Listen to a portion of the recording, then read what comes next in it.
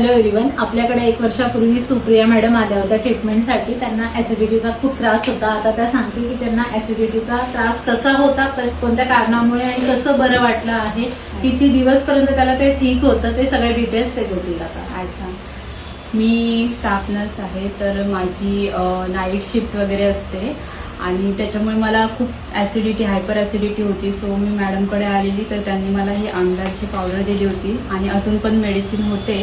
तर मी हे घेतल्यानंतर मी 2 महिने घेतले आणि मला खूप म्हणजे 90-95% फरक पडला आणि मला वर्षभर काहीच प्रॉब्लेम नाही झाला. म्हणजे माझी ड्युटी पण सेम तशीच आहे, नाईट करते, सगळं म्हणजे व्यवस्थित. आता अजिबात ऍसिडिटी होत नाही. मी कधीही खाते, काही खाते. पण आता नंतर मध्ये पुन्हा थोडंसं 1 वर्षानंतर थोडासा प्रॉब्लेम म्हणजे ऍसिडिटी सारखं वाटायला लागलं, म्हणून मी पुन्हा मॅडमकडे आली. तर आता पुढची ट्रीटमेंट मॅडम.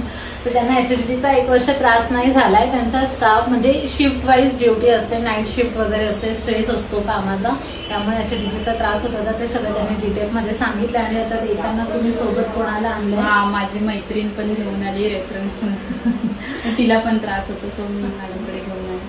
थँक्यू.